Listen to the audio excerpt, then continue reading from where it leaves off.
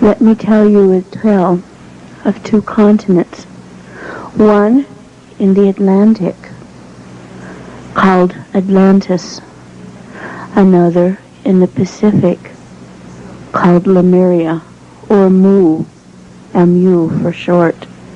25,000 years ago, these two continents were battling each other on the ideology of the day.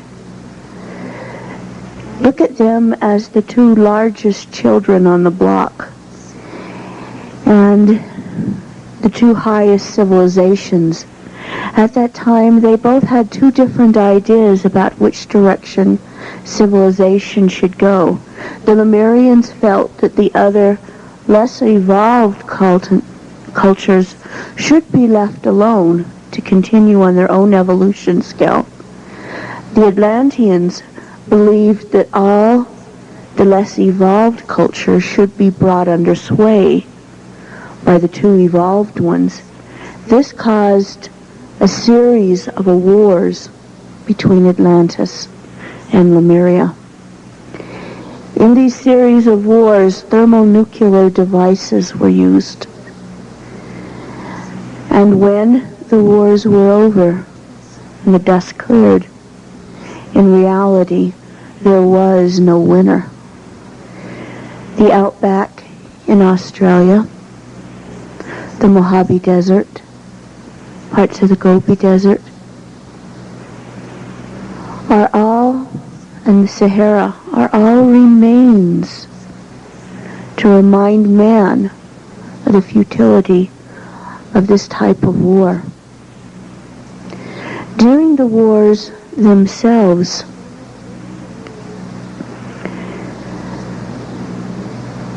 people, highly civilized, stooped to quite low levels. But they too, at the end, they realized the futility of such behavior. Lemuria and Atlantis itself became the victims of their own aggressions. Both the Lemurian homeland and the Atlantean homeland had been weakened by the wars. Thus, they knew that in about 15,000 years, both of their continents were going to sink completely. The Atlanteans had their second set of cataclysms, which reduced Atlantis from a large continent to a series of islands. Lemuria, in essence, did somewhat of the same. However, you might say, well, what did that? Why would the people be upset at that time for something that was going to happen 15,000 years in the future? In those days, people lived for 20, 30,000 years commonly. They understood many of those who caused the havoc would see the end of the destruction. When Lemuria, which went down first, almost 200 years before Atlantis sunk, they petitioned the Agartha Network. The Agartha Network is a network of subterranean cities that is guided by a city called Shambhala the Lesser, to distinguish it from Shambhala the Greater, which is the etheric Shambhala over the Gobi Desert. Shambhala the Lesser was created when the continent of Hyperborea was vacated after Earth lost her mantle and the planet started receiving radioactive waves that they had not been victim to in the earlier times. So they started building subterranean cities over 100,000 years ago. When Atlantis and Lemuria petitioned to build subterranean cities themselves and to be accepted into the Agartha Network, they had to prove to Shambhala the Lesser that they had learned the lessons of aggression, that they had learned the lessons of war. And they also had to prove it to many other agencies, such as the Confederation, which we will go into a little later, because Atlantis and Lemuria had both been members of the Confederation. And when they started their warlike efforts against each other, they were expelled temporarily from the Confederation and had to prove that they had also learned the lessons of peace to be allowed to be members of the Confederation again, to be accepted into it. And Shasta, which is where the Lemurians chose to build their city. California was part of the colonies, part of the area of the Lemurian lands. And they understood that Mount Shasta and those areas of California would survive the cataclysms. Mount Shasta already being a place of great sacredness on this planet. They chose to reroute the lava tunnels from Shasta itself so that the volcano would not erupt again. And there was already a very large domed cavern within it. And they decided to build upon that. And they constructed the city that we now call Telos. Telos was the name of the whole area of much of what is now the Southwest and much of what is now California was originally called Telos, which meant communication with spirit, oneness with spirit, understanding with spirit. It was constructed to hold a maximum of 2 million people. When the cataclysms started, only 25,000 people were saved. Many had been brought to Telos before the cataclysm started. But when the second set started in Lemuria, the volcanoes started erupting so fast and sent so much debris into the air that where they had intended to try and save at least 1 million people from the Lemurian mainlands, they were only able to save 25,000. Thus, that was what was left of the Lemurian culture, the Lemurian mainland. Already the records have been brought from Lemuria to Telos. Already the temples had been built in Telos. While Lemuria, or what was left of Lemuria, mainly Telos, was coping with the aftermath of the destruction of their continent, the earthquakes continued. During these earthquakes, the earth shook so hard that in many, many places they went right off of what you would now call the Richter scale. When a continent sinks, the whole planet reacts. Earthquakes that reach the equivalent of what you would call a 15 point. These earthquakes were so intense that many people died from the sound of the earthquake, not from any effect of the quake itself, such as a building falling upon them or something, but a quake of that high of intensity created a screech through the atmosphere that killed many people simply from the sound of it. many other places, the earthquakes were so intense that in many places where the earth was mostly clay, it liquefied and acted like a sea of mud, swallowing whole cities, whole systems on the Lemurian mainland, but on many of the planet. Another thing that came after that, as the continent itself went down, were so large that sometimes they went not just hundreds, but 1,000 miles inland. The equivalent of a tidal wave starting on the coast of California and completely taking out Oklahoma City. Tidal waves like that run rampant, as well as the earthquakes. In many cases, and in some areas, the shaking never quit. There would be a constant swarm of, if not large ones, then small quakes. The hierarchies, the councils of this planet, understood this was going to happen. So they tried to construct both cities prior to the destruction of Lemuria itself, understanding that the Atlanteans would not get a lot of construction done under those circumstances.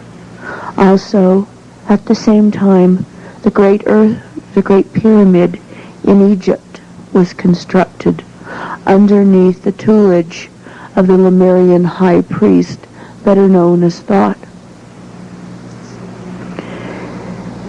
And the Atlantean record chambers, which were geared to hold not only Atlantis' records, but Lemuria's, Pan's, Og's, Hyperborea, all of the other cultures that have existed and reached high levels upon this planet.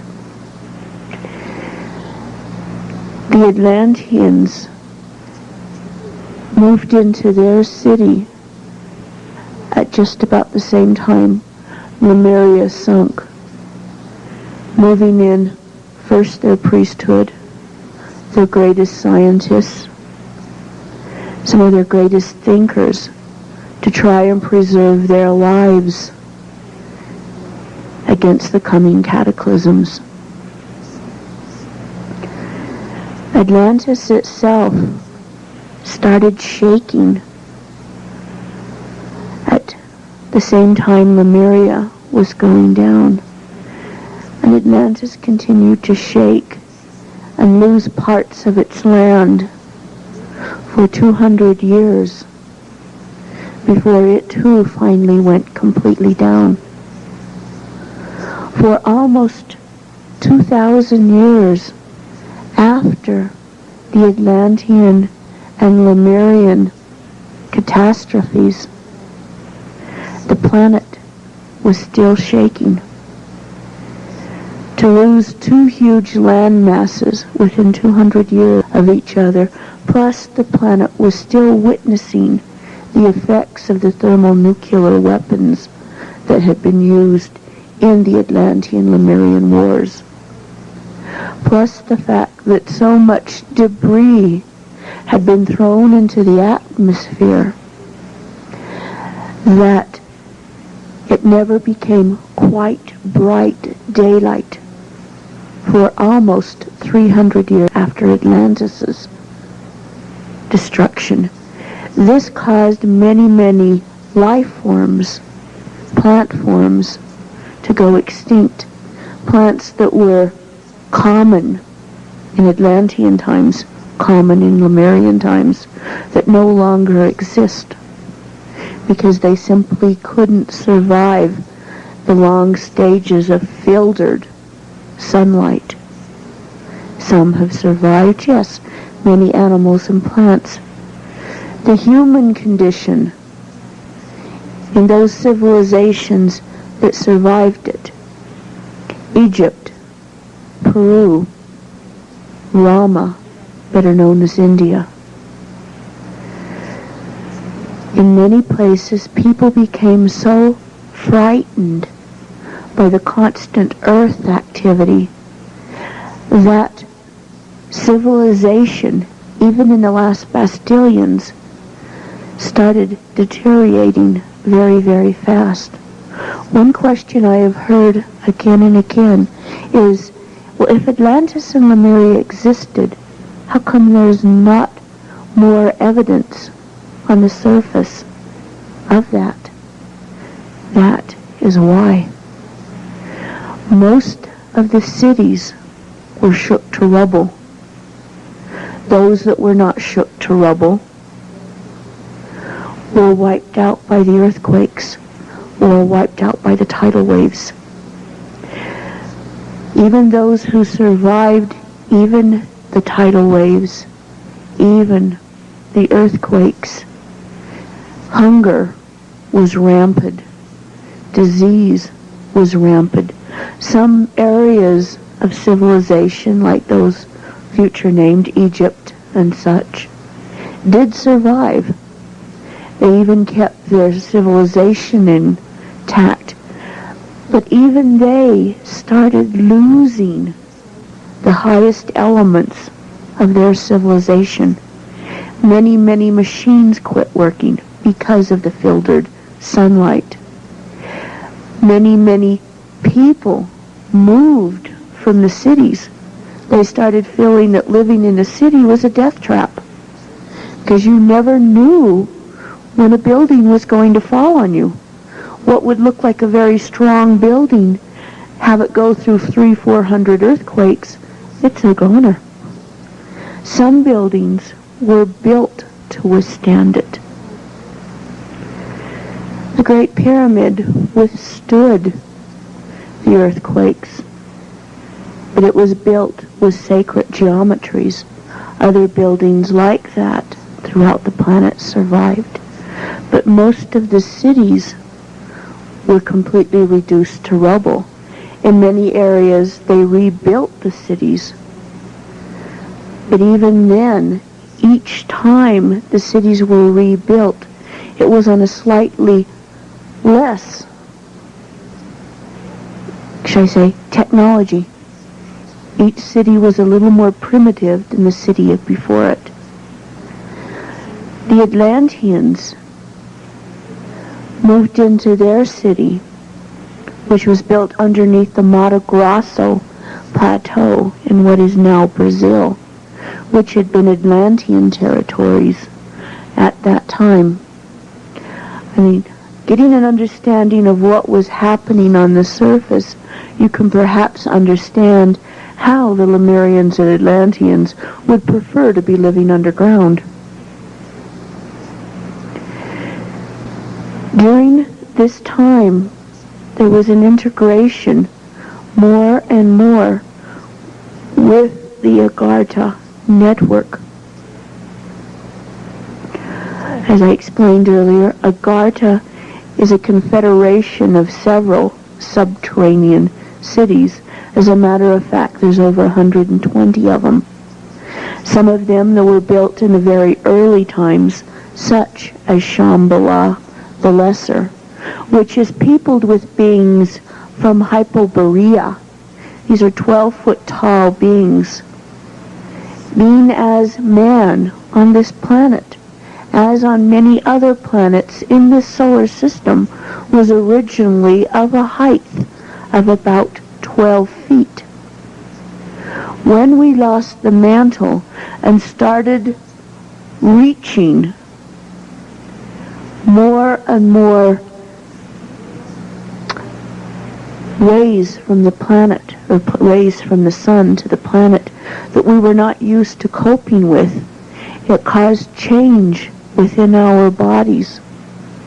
Already, by the time Lemuria and Atlantis sunk, man had gone from 12 feet to 7 feet. Thus the Atlanteans and Lemurians were around 7 feet, and still are. And as you can see, there has still been a lowering of the height on this planet. Thus people have gone down to now, for the foremost, less than 6 feet. We have lost over a whole foot in just 10,000 years. However, that trend is starting to reverse itself, and as our spirituality is growing greater, we are slowly returning back to our original heights on this planet. Within the Agartha Network, the cities that are allowed to join are only those that are based on light principles, only those that are based on love, only those that does not hurt, only those that are based on non-aggression fate. Within the Agarthian network, besides Telos, which is the capital, there are 4 more cities, for instance, that are based on Lemurian technology and Lemurian ideas. One is called Rama, which is underneath India. Rama being the original name of India.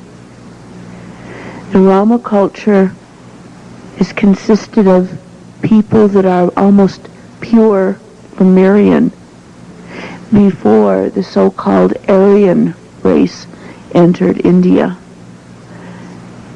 The other 2 cities that hold an allegiance to Telos but are very independent are Uyghur cities. One is called Shonshi, which is under Tibet, not too far from the capital of Tibet. It is being sheltered from the surface by a Tibetan lamasery. This is a Uyghur city. Uyghurs are a group of people that left Lemuria 40 to 50,000 years ago and situated themselves throughout much of what is Asia, India, and Central Europe. The second Uyghur city is called Xinhua. Xinhua is in the Gobi, or should I say under the Gobi Desert. This too is a Uyghur city. On top of the Atlantean city, which is called Posidid, the one underneath the Monte Grasso plateau, there is also another Atlantean city just a little farther north, and there is another Atlantean city that is underneath the Atlantic Ocean, and several other smaller satellite cities throughout the planet. As I said, these are all a member of the Agartha Confederation. Plus there are several independent cities that are not a branch of any of the larger cities that have simply built subterranean to escape things that have happened on the surface. Some pre-Atlantean Lemurian disaster, some post. The city itself, Telos,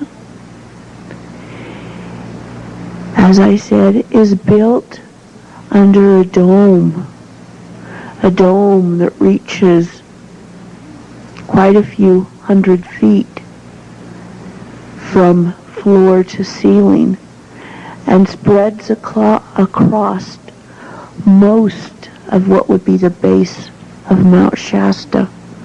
Looking from the outside, the top of the dome is about halfway up the mountain. The bottom of the dome is just about even with the base of the mountain. Underneath that are 5 more levels that had been constructed. These levels take up a space so that the deepest levels are about a mile below the ground level at Shasta. The rest of the city is built on 5 levels of several square miles across. These levels are divided up by usage. The top level, being under the dome itself, is where the main part of the city is. This is where the majority of the people live. This is where the public buildings are. This is where most commerce takes place. The second level down is where manufacturing takes place. Some classes take place, and also more people live on. The third level down is totally hydroponic gardens where we grow all of our food supplies. The fourth level down is half hydroponic gardens, part nature, and part manufacturing. The final level down is what we call our nature level. This is the level that is more than a mile in some spots below the ground. In this level, we have created lakes, tall trees, park-type atmospheres. This is where animals live. We have had animals underneath for so long that they have lost their aggressions.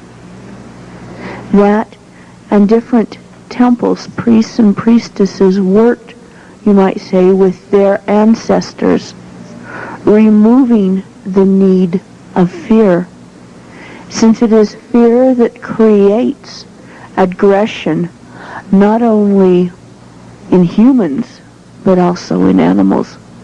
Thus, we truly have the experience of lions lying down with lambs. In the nature levels, this is where people have come to relax. This is also where we have saved many animals and plants from extinction. More on side 2.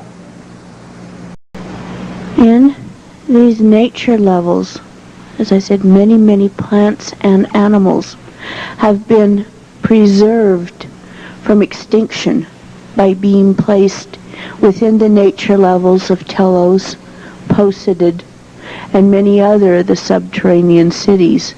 Thus, we still do have many of the plants that have been extinct on the surface. We still have saber-toothed tigers. We still have mastodons.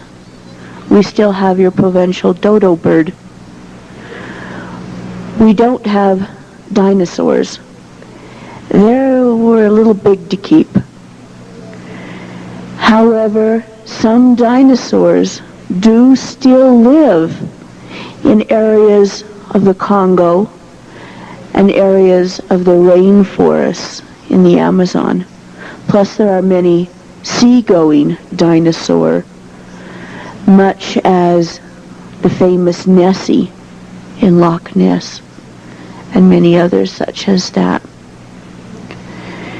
In these levels, people find that they are able to integrate and integrate with animals that would normally be dangerous, simply by getting animals over the fear.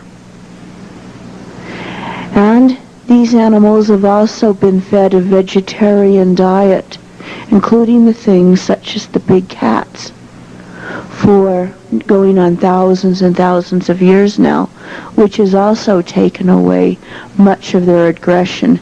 Therefore, you're able to go down and in many incidences, taking into consideration their great size and strength, you're basically able to play with a saber-tooth or a Bengal tiger much as you would a house cat by scratching their chest or under their ear, pulling their whiskers.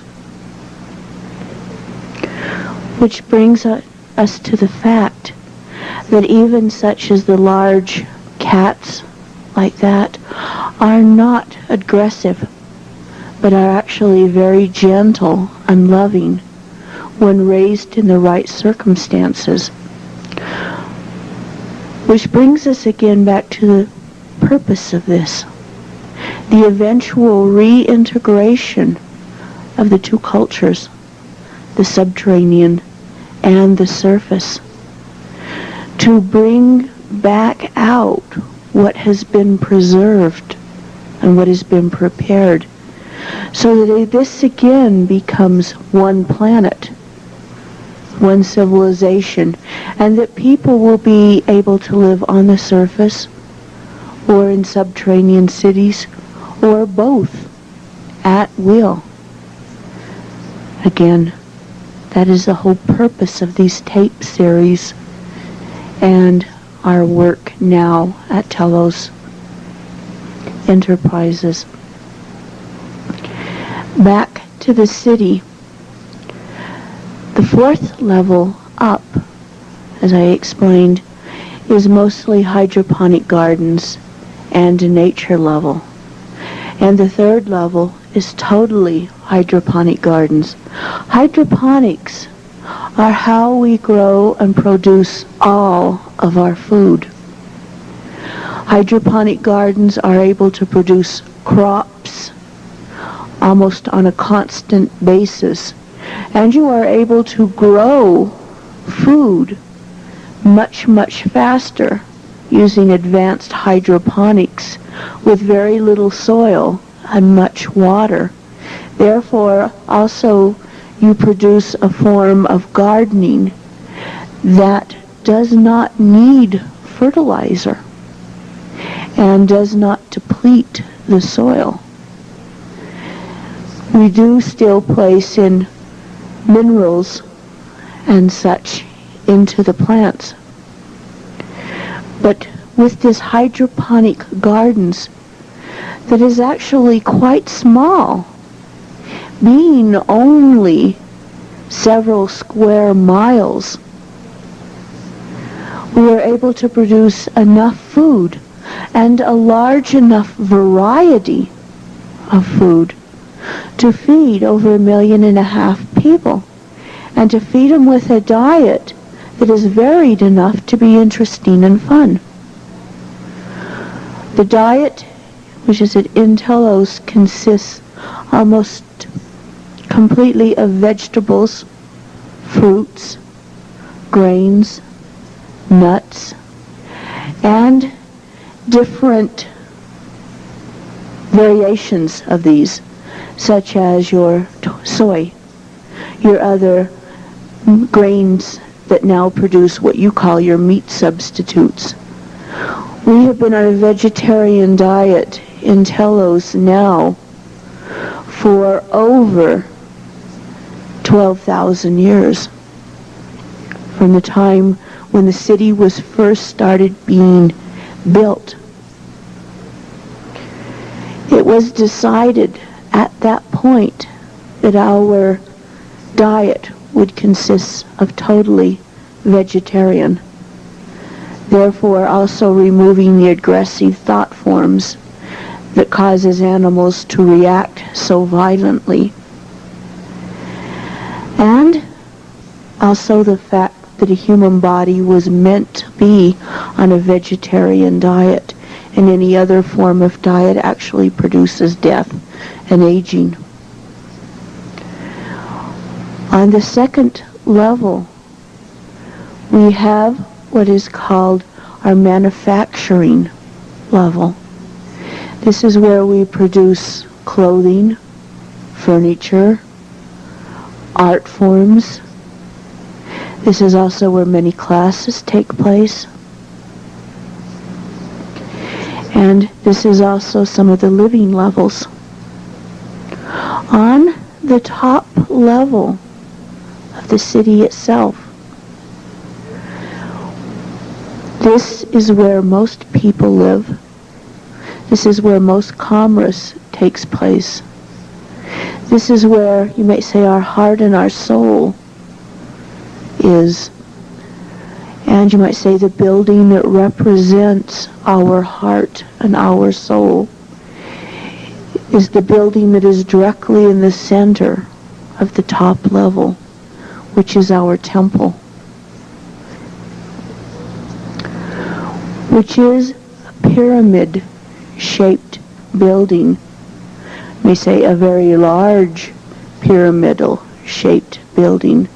The temple at Telos will hold 10,000 people at a time.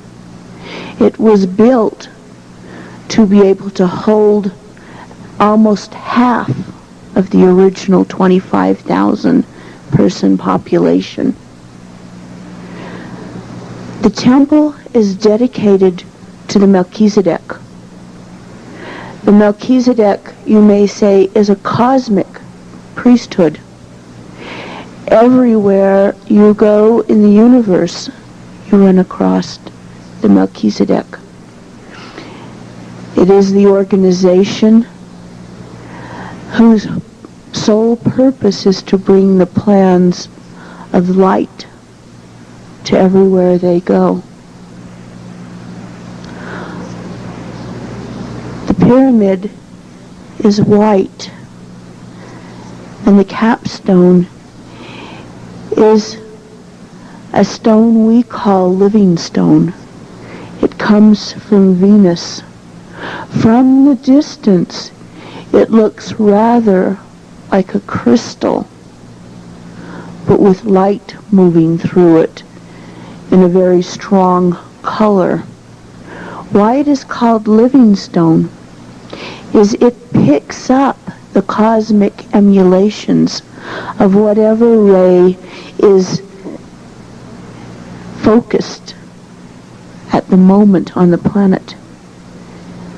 The planet is set up in such a way that the rays focus themselves about every 24 hours in an intensity on the planet. Thus, for instance, on Tuesdays, the blue ray is the most predominant ray on the planet. On Fridays, the white ray. Therefore, this living stone picks up the emulation coming from the solar rays, the light rays, and goes the color of the predominant ray. For instance, when the blue ray is in its greatest manifest, the living stone capstone goes blue. This becomes, you might say, a slight reminder to us to work with the cosmos rather than against it. So when the blue ray is most predominant, we try to restrict much of our business to areas that are best served in the blue ray. For instance, we keep negotiations, sensitive negotiations, to take place on those days. On the days, for instance, that the yellow ray is the most predominant, those are the days we spend mostly studying. Those are the days we spend on building intellect. On the days when the pink ray is the most predominant, these are the days that we go into the artistic endeavors. In this way, we have found that by working with the cosmos instead of against it, we are more often than not able to achieve 4 times as much in much less time. Therefore, we are able to operate without stress most of the time. Also, in the upper level, the other buildings that are very, very important to us is our council buildings, where the councils of the city gather together and deliberate what needs to be done in the city at the moment. We also have our record buildings, where all our past records, our archives, are kept in the forms of telonium plates, in the forms of crystals that can be put in crystal projectors, in the form of paintings, in the form of books. All our past records of not only Lemuria, but Atlantis, other civilizations, and the civilizations on other planets in this solar system. Also, we have our pleasure centers, our places where we do sports, where we do plays, where we produce equivalent of our films, where we listen to music, where we dance. We also have what you would call the equivalent of the holodeck in Star Trek.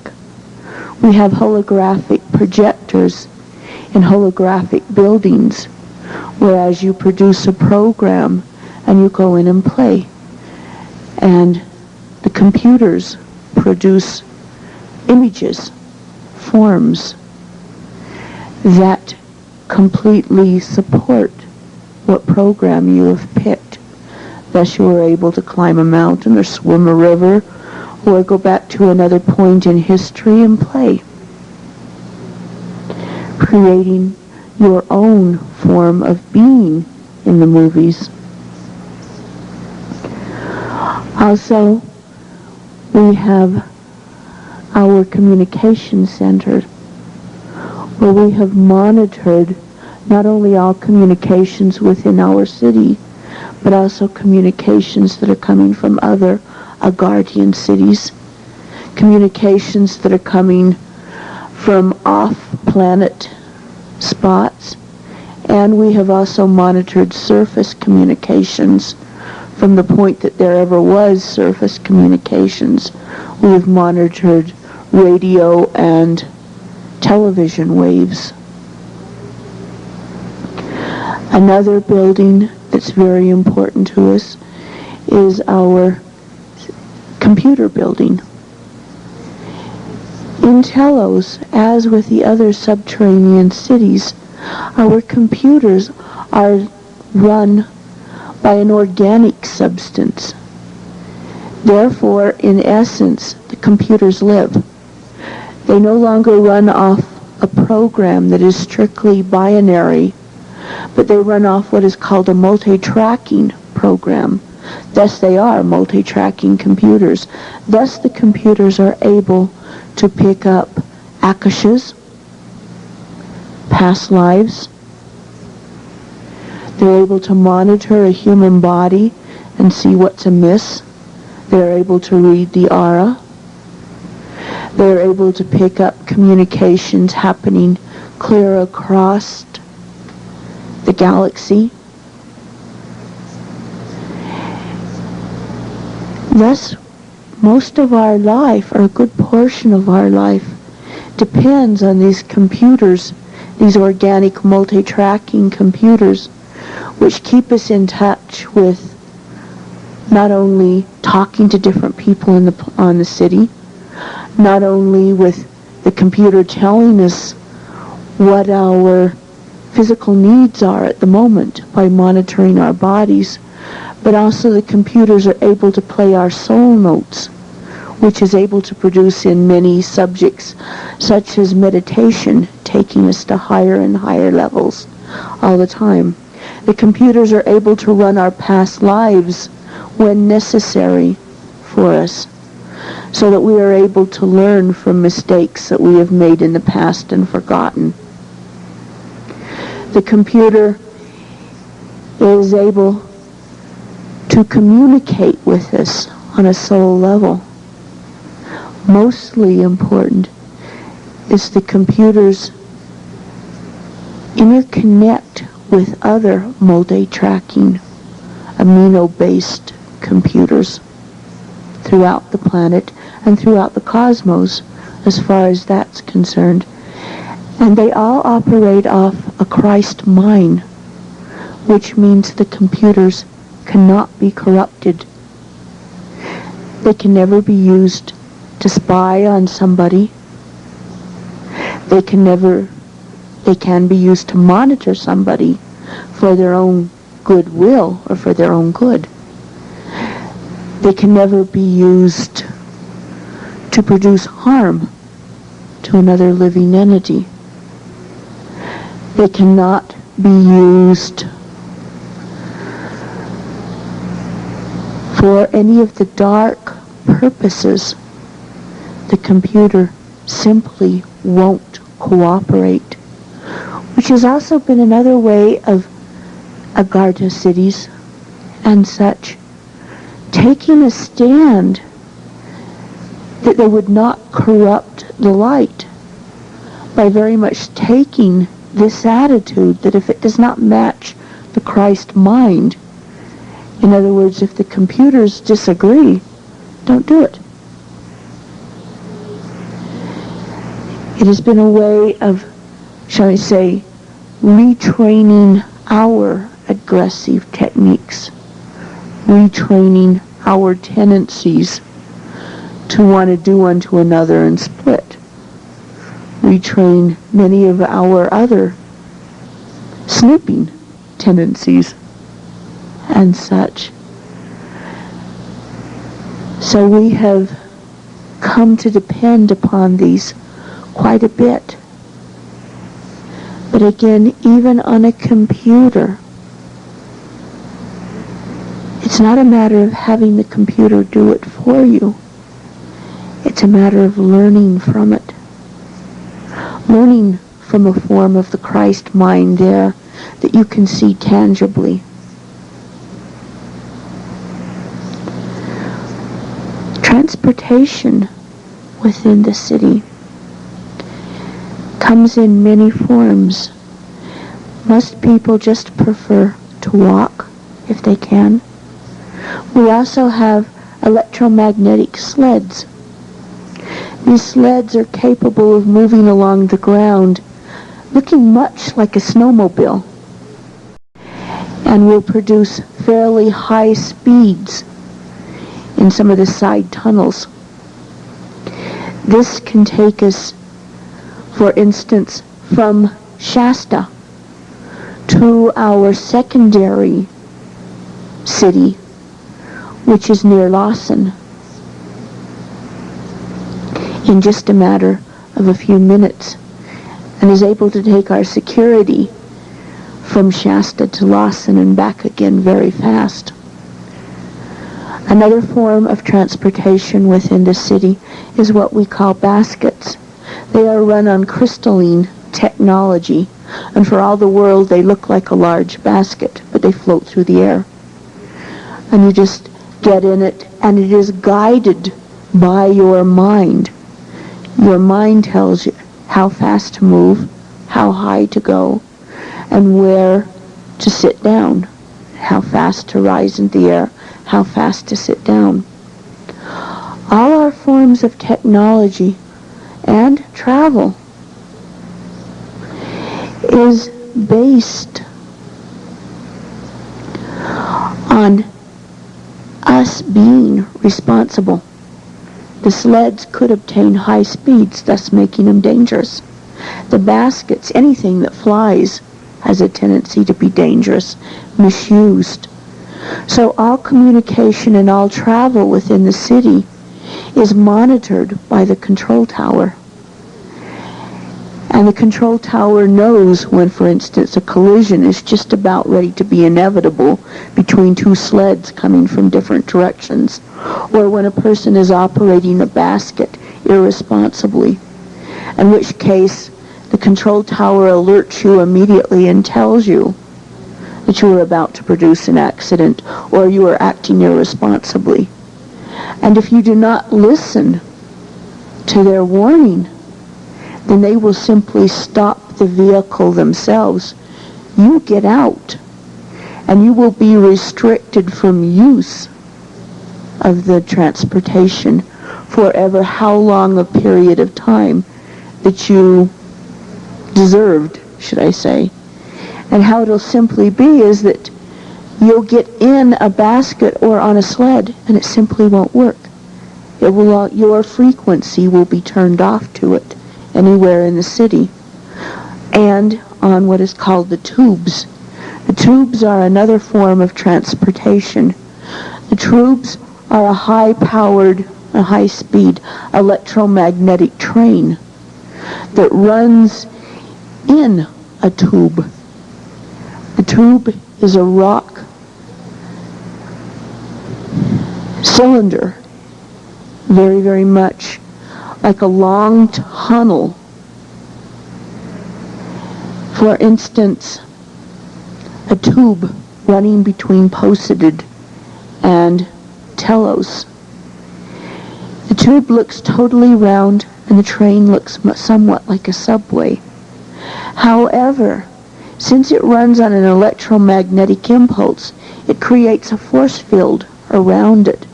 So thus the side of the train never touches the side of the tunnel. Thus the tube is able to achieve speeds of up to 3,000 miles an hour. So you can arrive between, for instance, Telos and Posted in just a matter of a few hours. Also, as the tubes were created and the sub-cities and the different levels, it was all reinforced by what we call our boring machines.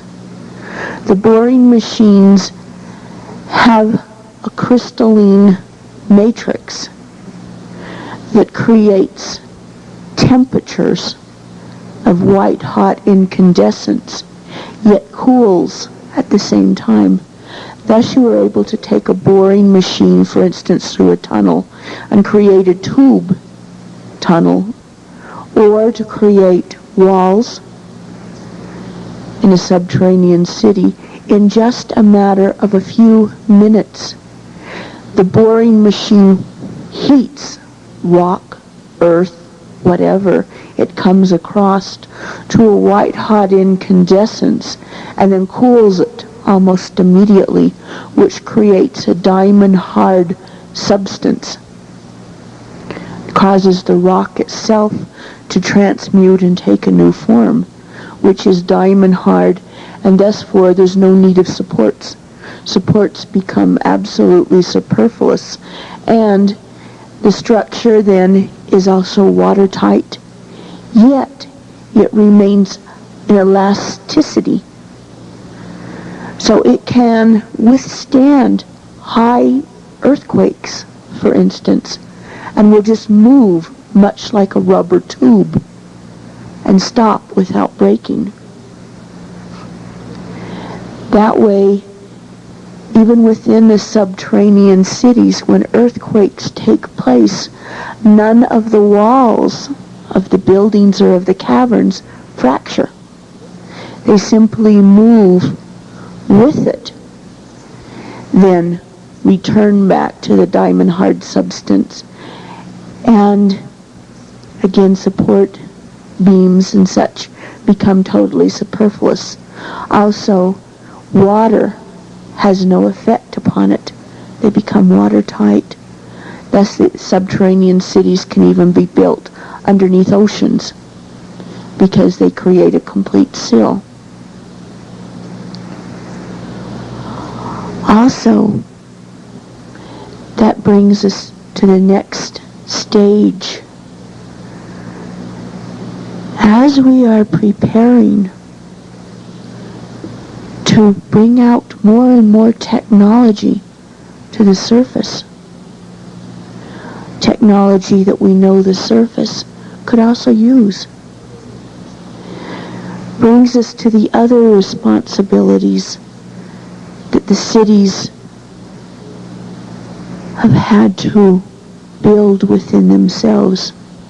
For instance, becoming a member of the Confederation. Earth is a member of the Confederation. It's just half of Earth forgot.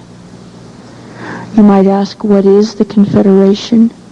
I'm sure most of you or all of you are familiar with, for instance, Star Trek. We would say that was channeled.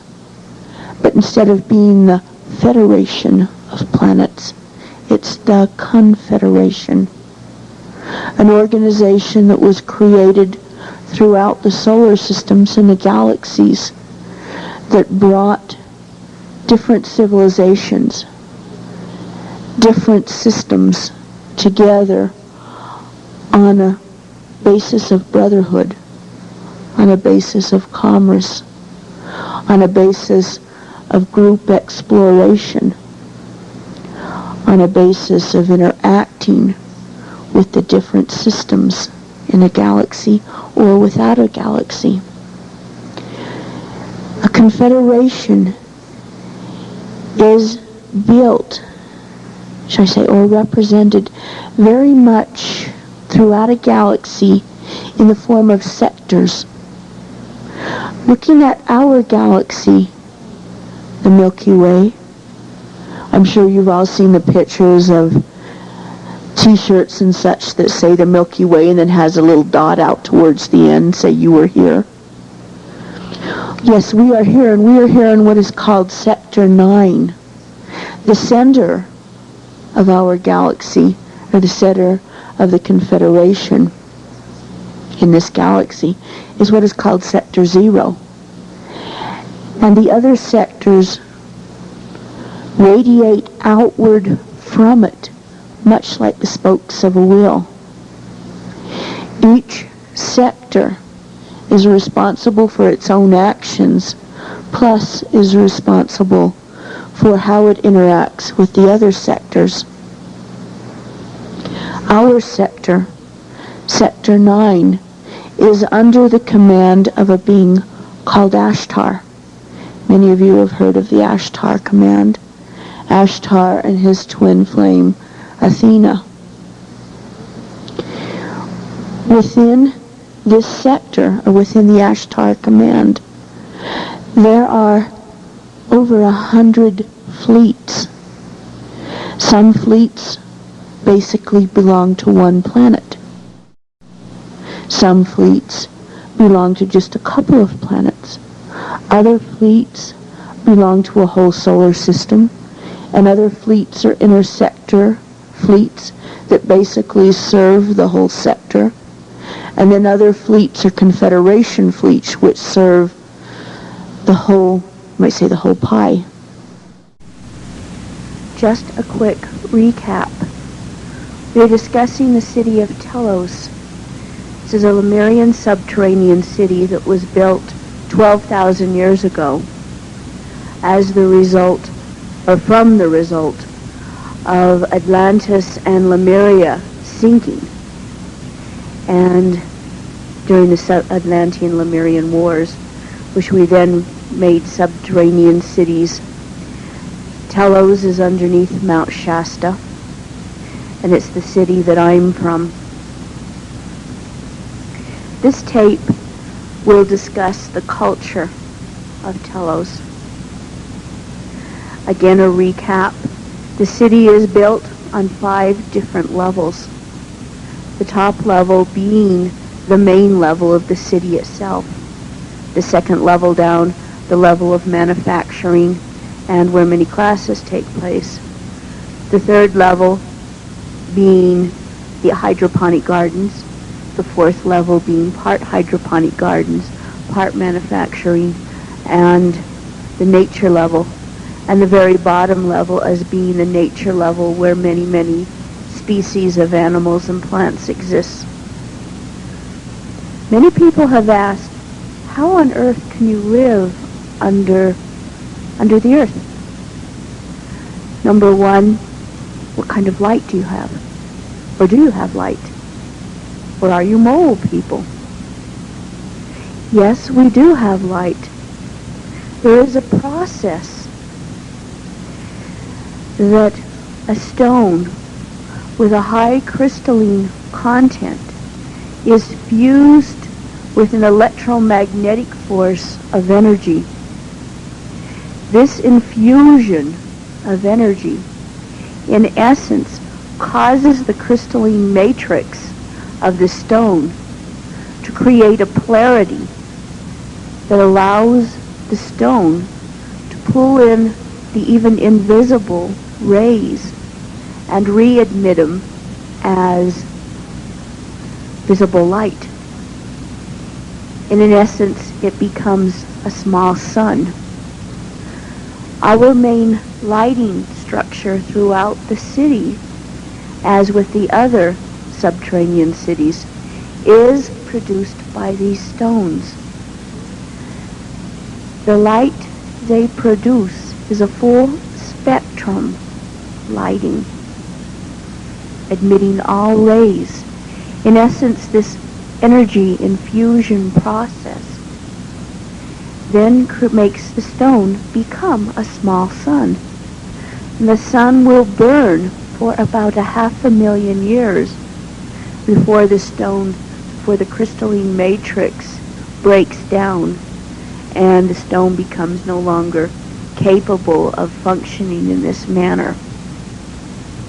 So thus we have lights that will burn for many, many hundreds of thousands of years still.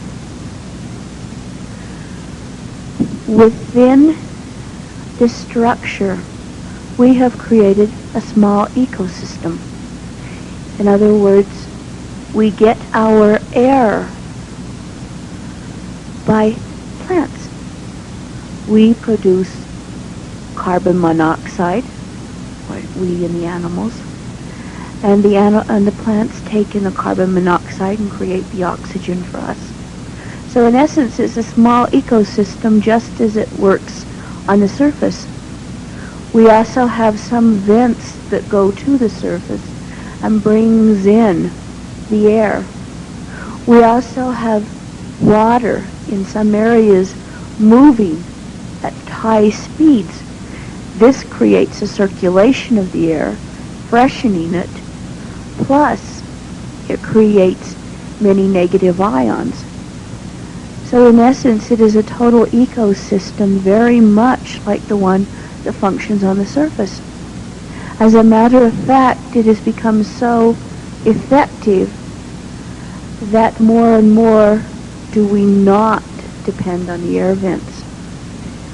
As a matter of fact, as polluted as the air is somewhat becoming, the air vents, I said, are not a plus.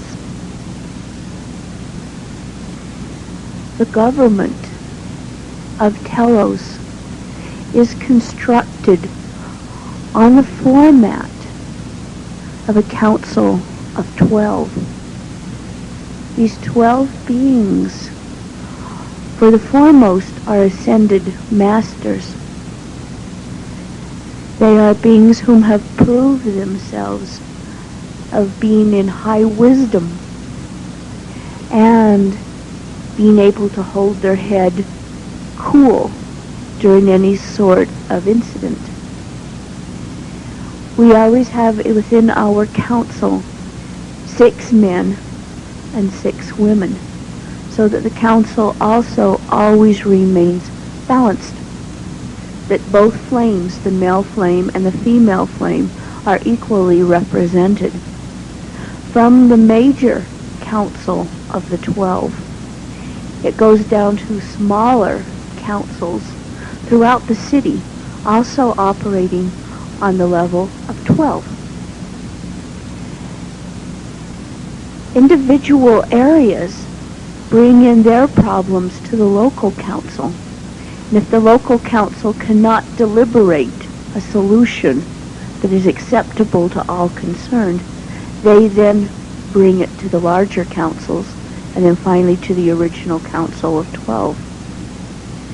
For individual problems, these do not come before the council. Instead, these come before what we call arbitrators. Arbitrators are usually priests or priestesses with very much an understanding of the human psyche and are also capable of looking into the akashas. These arbitrators will listen to both sides of a story, if it is, for instance, a dispute civil,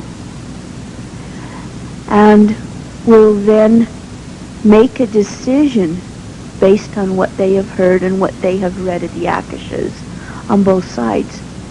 We have immediately decided that since this method works, once an arbitrator makes a decision, understanding that they will make it from the highest level. Being priests and priestesses, they will not be caught into a personalization, either for or against either side. So we have decided that we will accept their decision, whatever it is, and incidences stop there.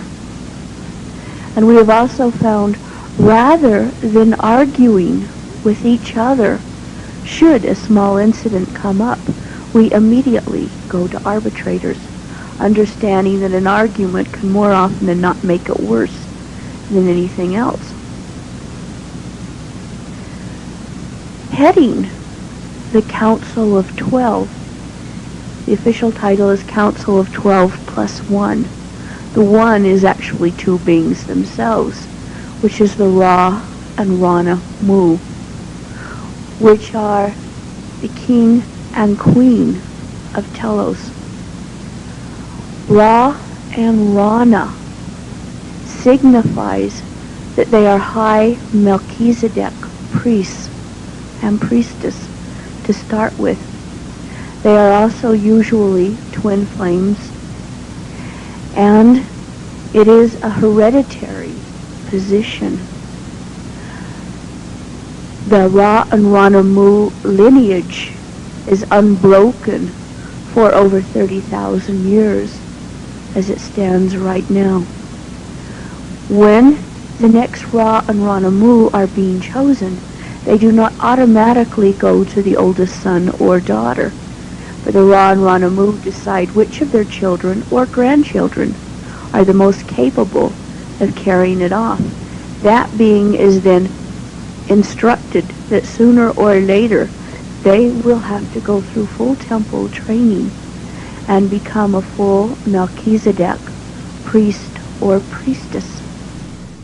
In the arrangement as it is, when the Council of 12 makes a decision, the Ra and Rana Mu can back it up, or they can ask for a change. And one more voice comes into this government process, and that's the temple. The temple is recognized as the final word on any decision, because in many ways this is, as are the other subterranean cities, a temple society. The temple, even though most of the time will not interfere with civic government, as I said, they can make final decisions through the high priest and high priestess. The temple is run by the Melchizedek. The Melchizedek is a cosmic priesthood. Everywhere in the universe, the Melchizedek exists. It is all those whom are bringing the light plans from the highest realms down to the other realms. A Melchizedek priest or priestess, by their very prove that they will always set light, or they will always set the good of the many above their personal good, which has also been proving time and time again as to why the temple can make the last decision, because they will always place what the light prefers, in essence what God wishes, way over what they desire, what they would choose to achieve.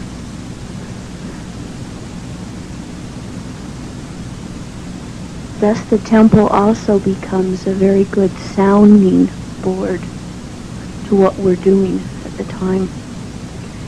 Being a temple society, many, many people take their training at the temple. And many people spend time at the temple.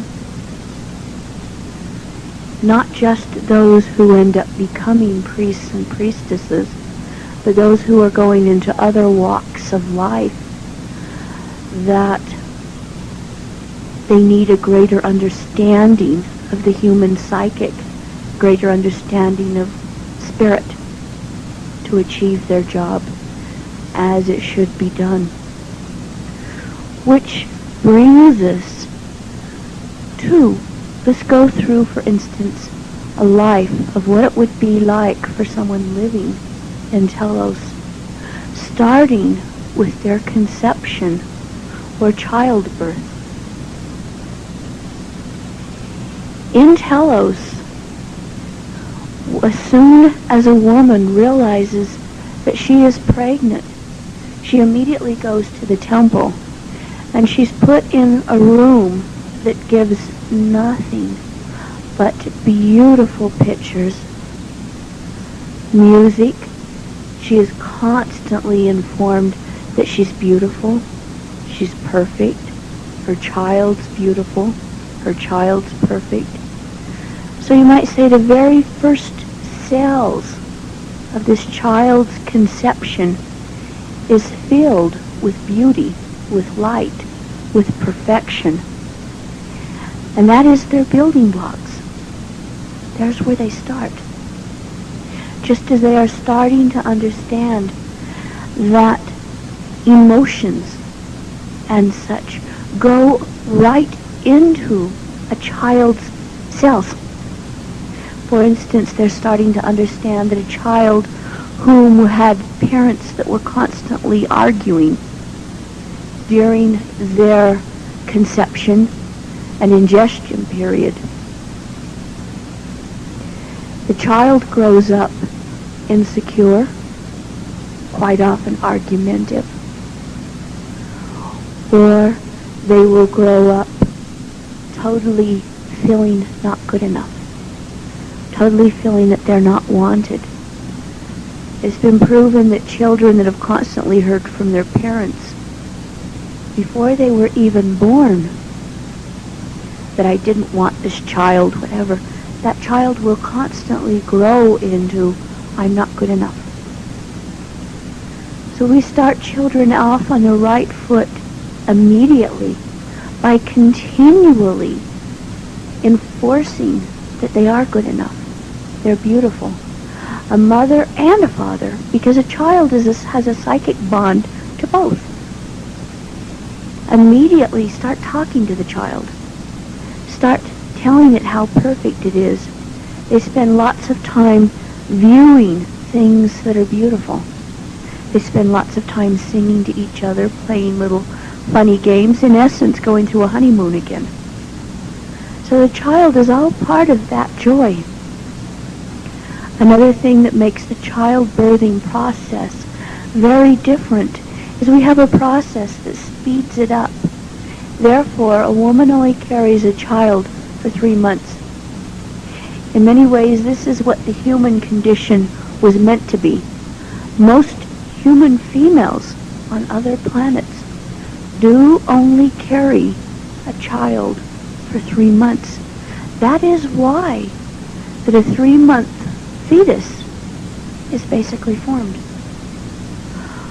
All it does from then is grow. In the speeded up process, it is actually completed even sooner and just grows.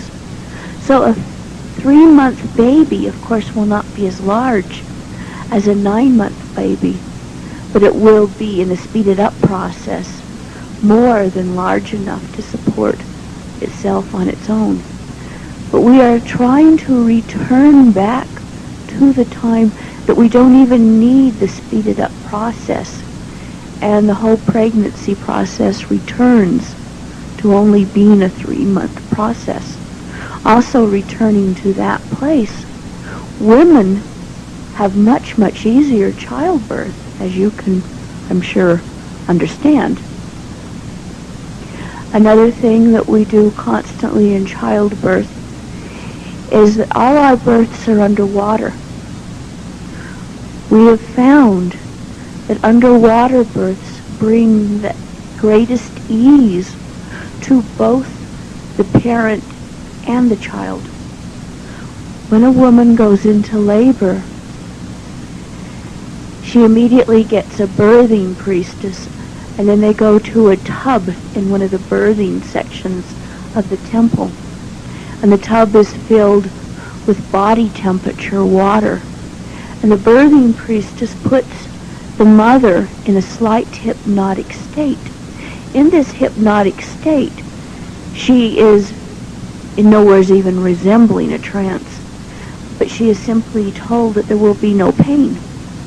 This suggestion, as well as the underwater births, creates a comfortable environment, and most women never have any pain whatsoever. They simply feel the pressure. In an underwater birth, as many women are starting to discover now, that when they are in water during labor, that would be labor pains simply feels like pressure. It's more and more we are trying to alert women to this phenomenon. That is pain on dry land is simply pressure underwater. This serves a second purpose. The child, when then born, is not brought from one environment into shock tactics, as it is much on the surface now. When a child is born, they are immediately pulled from a warm, comfortable, wet environment into a cold, dry one with bright lights.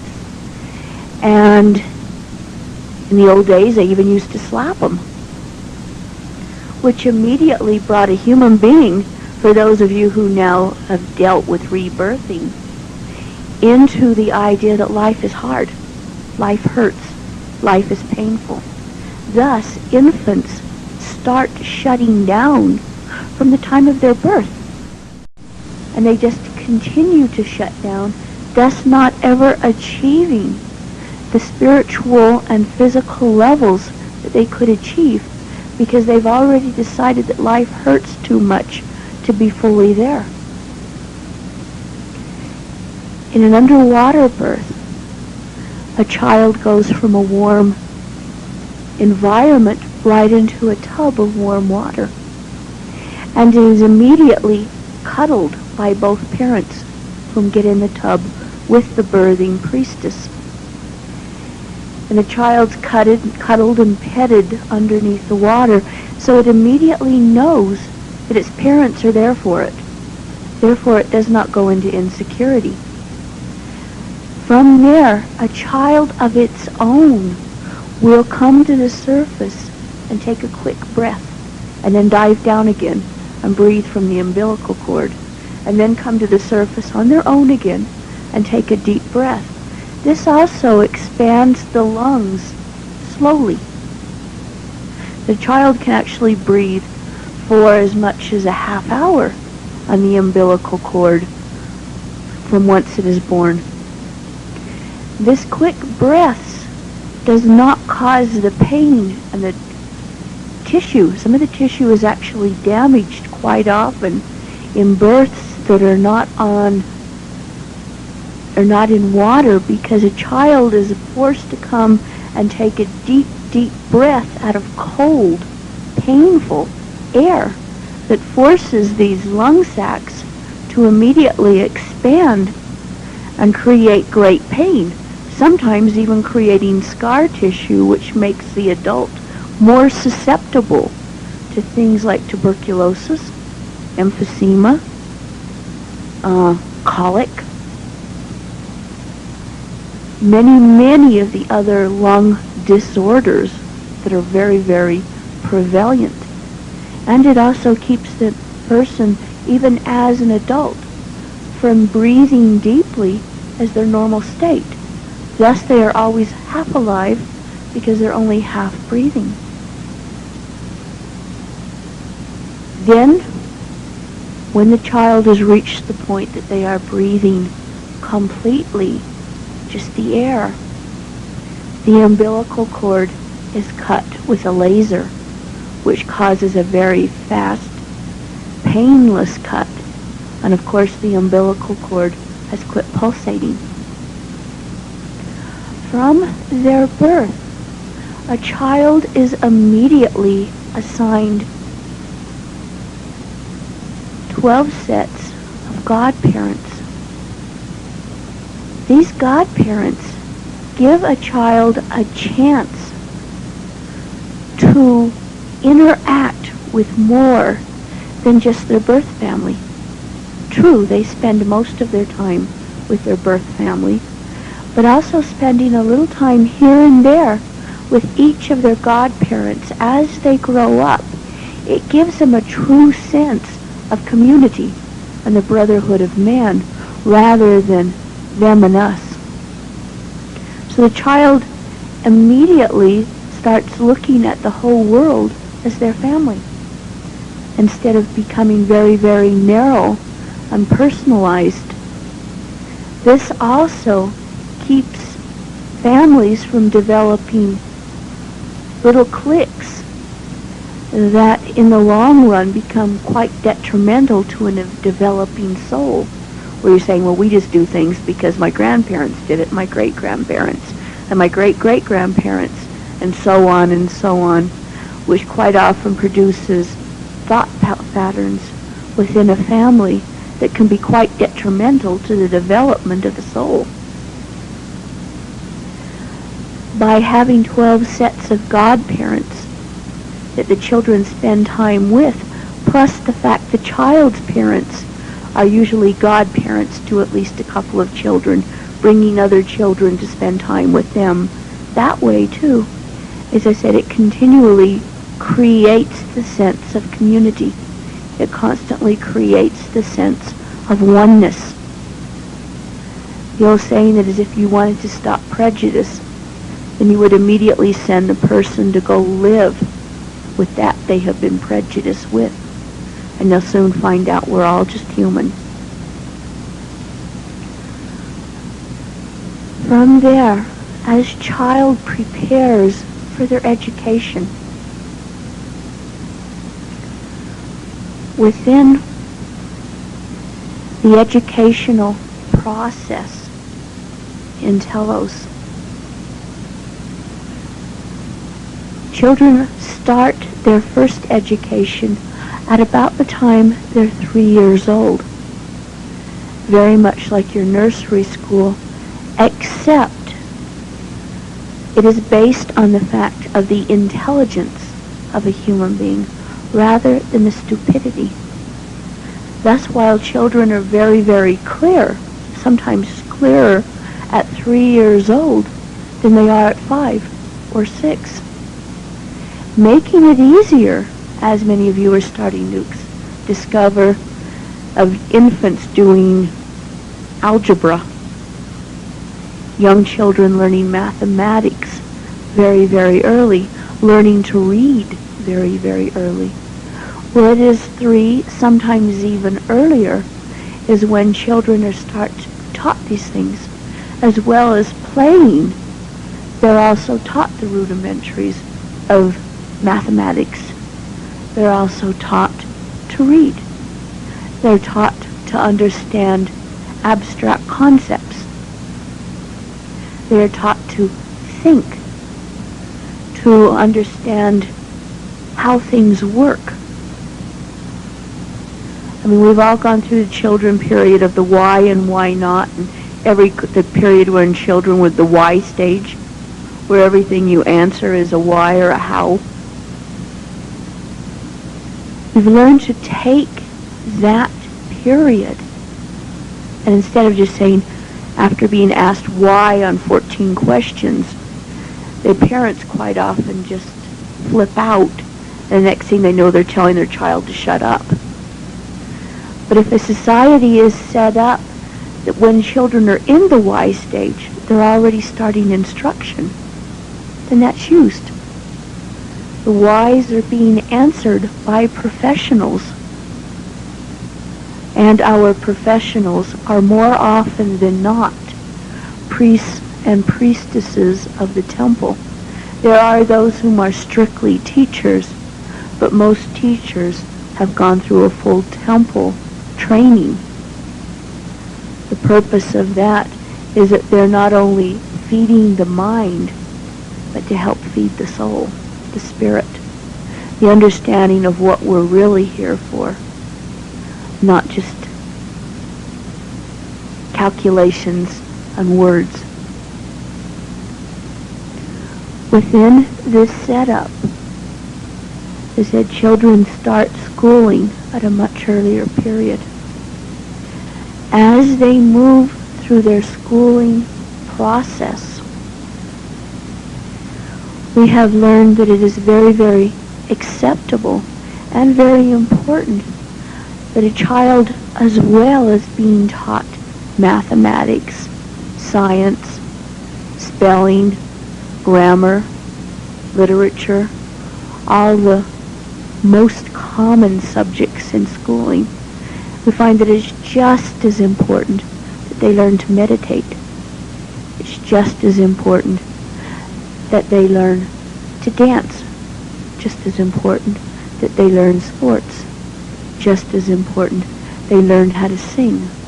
Just as important that they learn how to act. What I mean by act is that we've got 5-year-olds already writing and putting on their own plays that relate to 5-year-old problems and the 5-year-old way of looking at life, which can be quite humorous for adults. But they're already being allowed to express. And even the learning, the strict learning process, is complemented with play.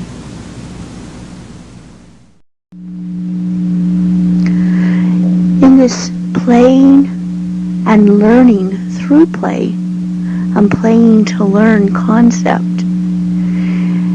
children are allowed to totally express themselves in such a way that is acceptable. So many times, children that are just buzzing to express themselves one way or another get in a lot of trouble because they don't have quite a few avenues to express themselves through, or the avenues that they have been given include things like violence. Next thing you know, you've got a whole group of kids in the backyard playing Rambo, and they bring it right into the house. They start breaking things, and the parents wonder what's wrong with their kids. But in a process that allows them to express themselves, get out their extra energy, and learn at the same time. I might say the children are happier, the parents are happier, everyone's happier about it. Also with basic spiritual concepts. From the time a child is about 5 years old, they're taught astral projection. For those who are unfamiliar with that, there's a part of you, a very conscious part of you, that is able to leave the body at small periods of time consciously. When this part is projected, you might say the astral body, soul travel, the more evolved, the farther you can go. And the child is taught that they can visit the Akashas, are taught that they can visit different places on the planet. What this also creates is a chance for the child to explore and to understand for themselves. The children don't have to go through the period of having to always take someone else's word for it. They're able to get out and see the astral themselves. They're able to get out and see the etheric records themselves. A lot of them are able to get into the etheric retreats consciously and study that way.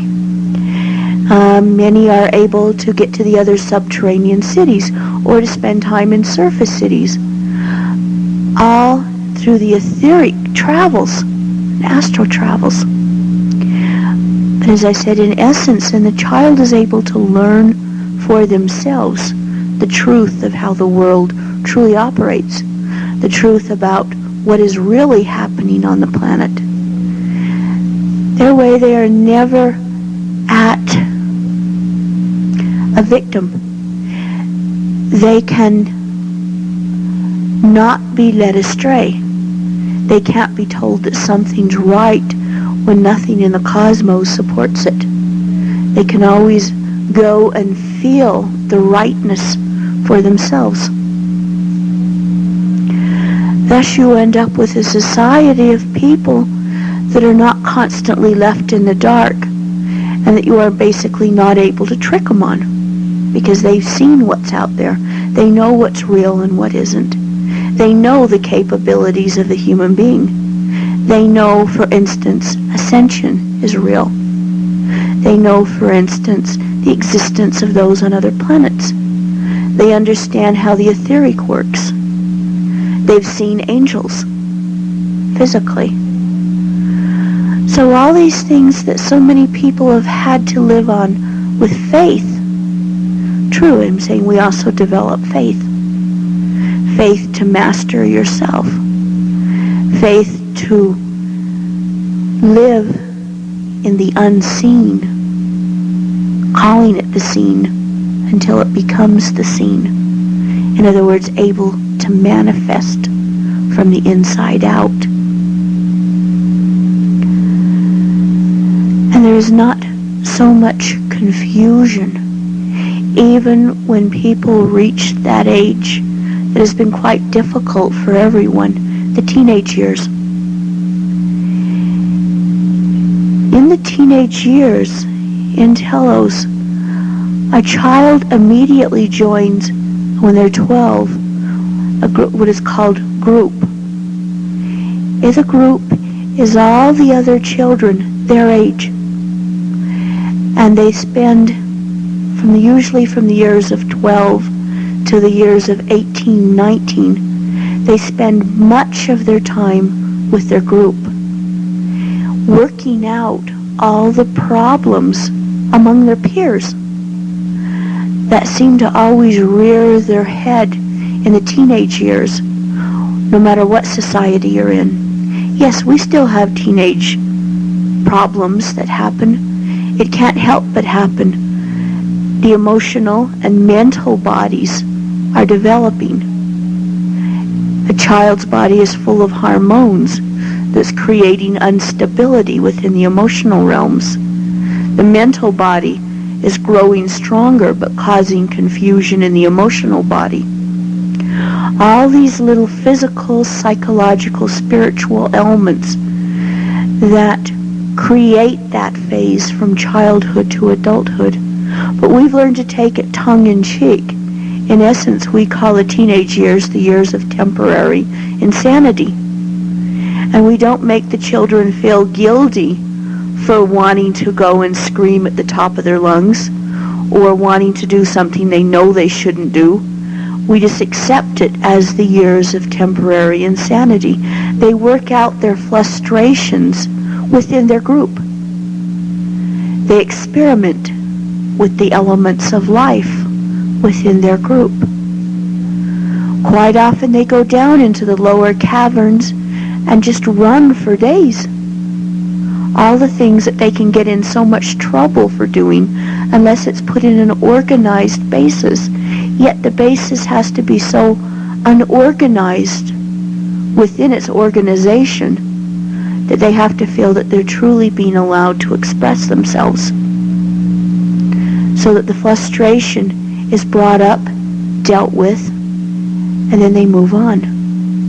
All children, no matter how good their parents. No matter how good their upbringing, will go through periods of rebellion at this point. All children will go through periods of not wanting to listen to what older people say. But by being allowed to work it out within themselves and with other children going through the same process, they are able to get an understanding that what they're doing doesn't make them a bad person. The feelings that are going through them uncontrolled doesn't make them bad, just makes them normal. And it makes it so much easier on the child and on the parents.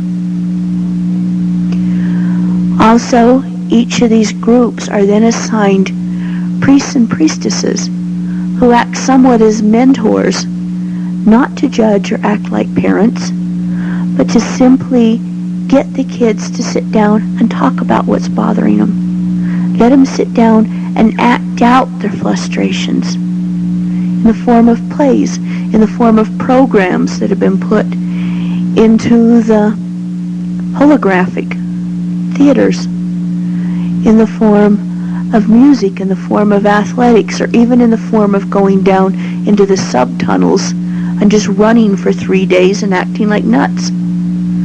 Everybody needs that. But when it's done in such a way that there's no judgment upon it, no stigma attached to it, then children do it, get through it, and come back normal. And do not need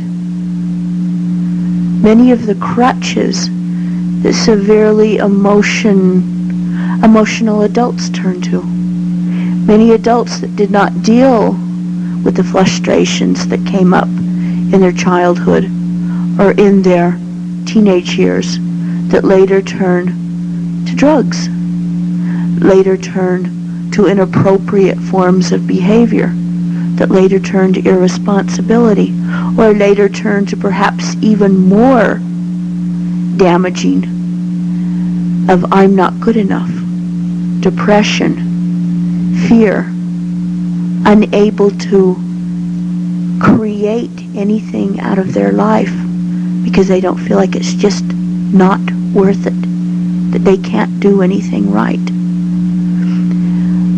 But by creating a system where all these energies are dealt with, then adults come out feeling much more secure of themselves at the other end of their teenage years.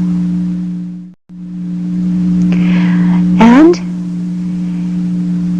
the second reason for that is in a society such as Telos and the other subterranean cities, people basically live as long as they choose.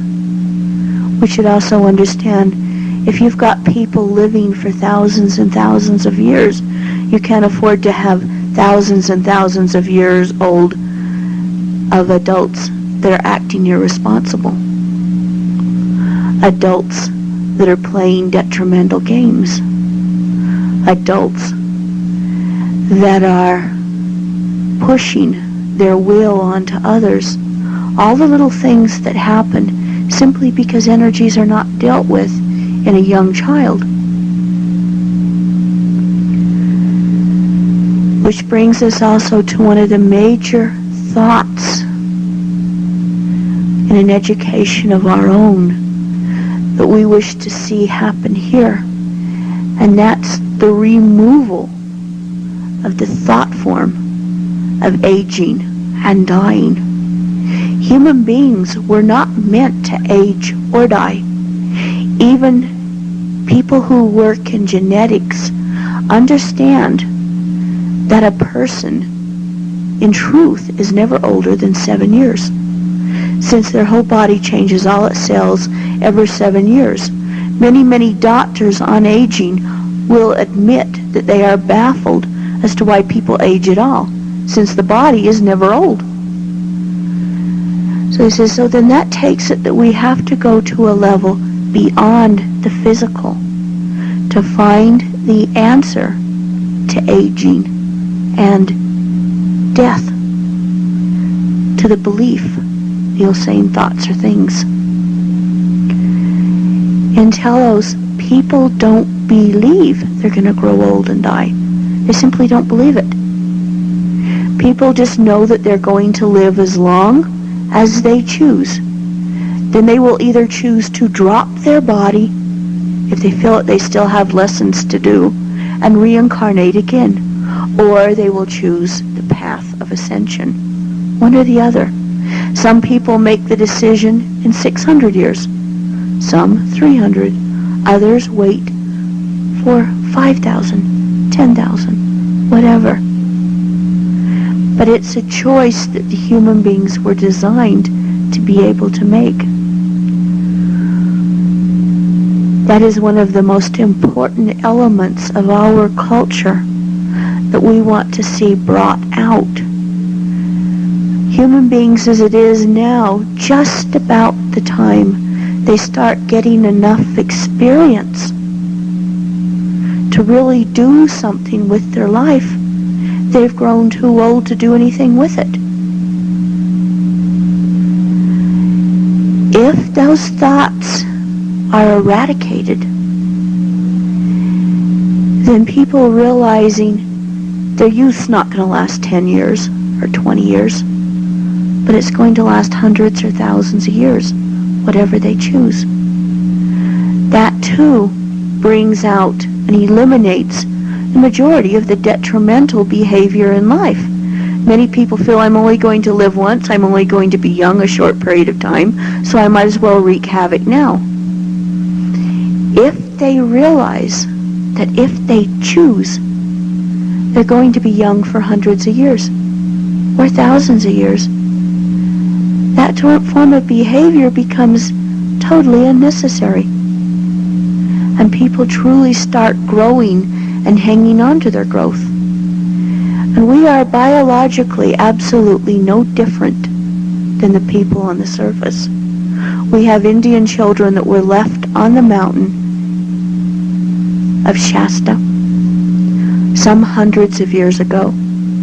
They're still living with us. They haven't grown old. They don't die.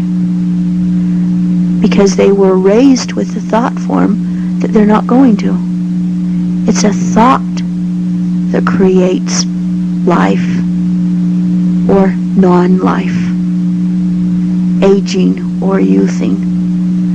Is to get past the thoughts, the beliefs that that is what is going to happen. Which brings me to my personal expertise on the subject. I'm over 260 years old. As a matter of fact, I'm almost 268. And living 268 years is no different than being, for instance, 30, aging-wise.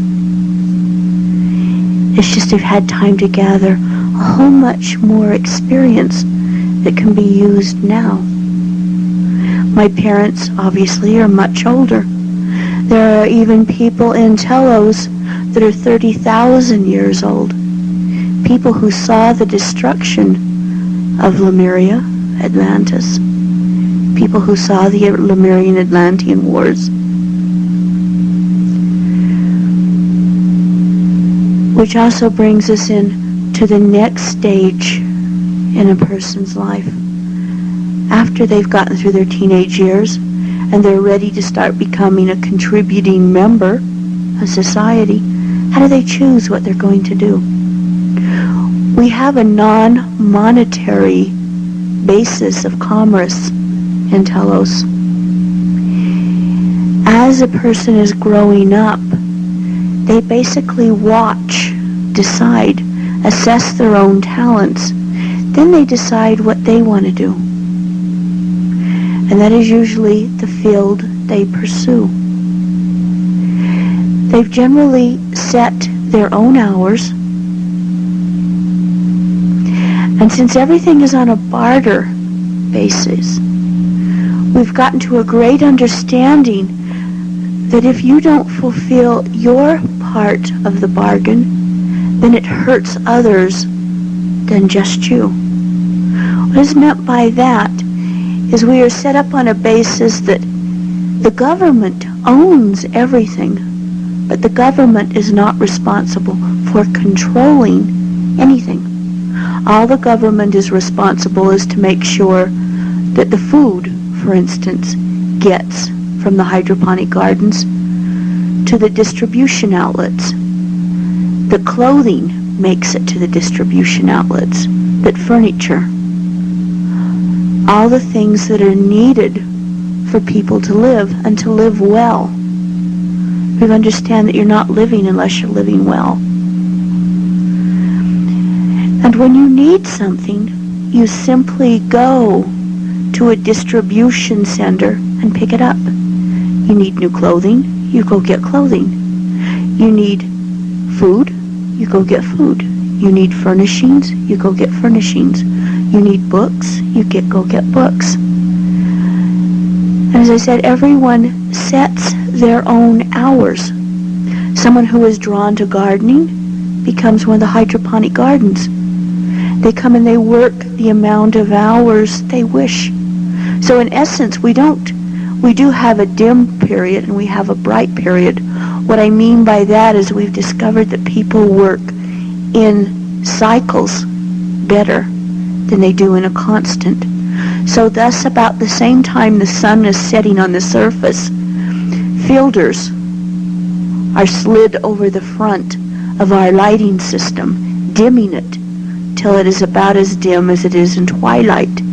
Then when the sun would be rising, the filters start sliding back slowly, thus allowing it to get brighter and brighter. When we first moved into Telos, we experimented with leaving it bright all the time. And again, as I said, we found out that people function better in cycles. Some people like to sleep when it's dimmer and work when it's bright. Other people, like the night owls, that prefer to work or play when it's bright or when it's dim and sleep when it's bright. But everyone is allowed to function in the way that is the most comfortable to them. So everyone comes in and sets their own hours and simply informs, you might say, the foreman of whatever their job is, which hours they're going to be working over the next few day period.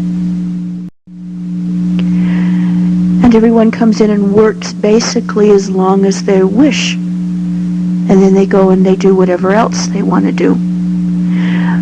But understanding that since we're on a society that if you are too lazy to go work at all in the hydroponic gardens and that's your job, somebody might not have enough food. Or if you didn't feel like designing clothing or creating clothing or furniture, and you made no other arrangements for someone else to take up your slack of time, someone else in the city might be going without. So understanding that method has made people responsible for what hours they work, understanding that they are doing true service that somebody will appreciate. The only thing that we don't interchange by simply putting in the distribution centers are things like art forms, art objects, massages, things like that. That is done in what we call a barter basis. Those who, for instance, their main talent is art, whether it's drawing, pottery, sculpturing, massage. All these different little things that are not part of the whole, not part of what you might say necessities, but are necessities to the soul. As I said, these come to the distribution centers in the form of the barter pool. In other words, you walk in and you see a statue that was created by somebody you really want. In exchange for it, you're willing to give 10 massages, and you're very good at massage. Or you're willing to come and sing. Then the barter pool goes through it with the computers, and perhaps the person who made the statue doesn't need a massage, but a person who brought in a painting that the person who made the statue wants massages. So it continually, the barter pool switches and curves so that everyone's needs are met. So everyone can come in and exchange energy in some form to receive, you might say, the little pampering things in life. Also within this system, people setting their own hours, it does not become so crystallized that no one has any freedom to come and go at their will. That people can truly set their lives to achieve the best of work, of play, of rest, of meditation, spiritual endeavors, so that everything is met and not at the expense of something else. Understanding that spiritual time is just as important as work time. Which leads us to what could be a problem of what about those jobs that no one wants to do, since everyone chooses their jobs. Gathering the garbage and dematerializing it, weeding the hydroponic gardens, etc., etc. This falls under what is called community service, and everyone does it. Everyone in the city spends a certain amount of time a month in community service. So what this means is this works very well because since everyone does it, no one has to do it that much. No one has to do full-time the jobs that no one would like to do and go into resentment because of it. Instead, if everyone does a certain amount of community service, it means that you might only spend 4 hours of community service a month. And since it becomes a project that you only do once a month, it actually becomes fun. And when people are on groups of community service, they start singing and playing and having a good time. But it's something that no one even tries to get out of it. You can be in community service. A real good one is picking up, put it bluntly, secretions from the animals down in some of the nature areas where it starts getting really bad. This could put someone in real resentment while you're shoveling elephant you-know-what. But if the person in the hydroponic gardens is doing it right alongside of, for instance, someone on the Council of 12, it's a thing that becomes not resentful, but fun, and it's something that people truly get a sense that there is no better than and no less than in a job situation. That a farmer or someone who works in the hydroponic gardens is not less than someone who's on the Council of 12. They both just have different jobs. And both jobs are equally important for a city to run properly. So therefore, people immediately have the feeling of being good enough. And as I said, things like community service brings all the different levels of service together and creates a true camaraderie,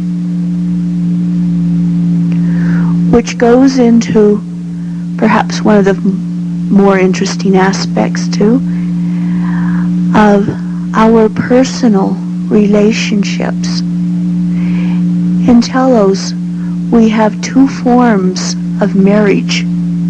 We have a bond marriage and we have a sacred marriage. A bond marriage is when two beings decide that they've got something with each other and they want to explore it greater. Then in front of a priest or priestess and a bunch of their friends, they commit themselves to a bond marriage, which means that they're saying, we've got something, we realize we really care for each other, and we'd like to see where it's going. So in essence, it is a form of a marriage because it has the commitments for as long as you choose the bond marriage to last. And then if you decide, oh, well, it was just a passing thing, or it's something that's not going to work, you simply, stand in front of a priest or priestess again and simply explain that it didn't work. And there's no stigma on it. Some people can have several bond marriages at once. There's also no stigma on that. One thing that you do not do in a bond marriage is you do not have children. That is saved for a sacred marriage. In a sacred marriage is when you have decided, okay, we have something. Then you have a large marriage, usually a beautiful wedding. All your bond marriages are dissolved and you go into a sacred marriage where you are then allowed to have children. Children is something that people need to be trained for. They need to be taken as a serious responsibility. Some people might be in a bond marriage 200-300 years before they take a sacred marriage. Someone else who's with their soulmate or twin flame may go into a sacred marriage 2 months after they were in their bond marriage. It's all different. But again, it's always a matter of having choice. It's always a matter of having respect for each other. And this just about wraps up tape 2 of these 2 tapes of Secrets of the Subterranean Cities. I am Sharula Dux. I am the daughter of the Ra and Rana Mu, therefore Princess Sharula, and I thank you.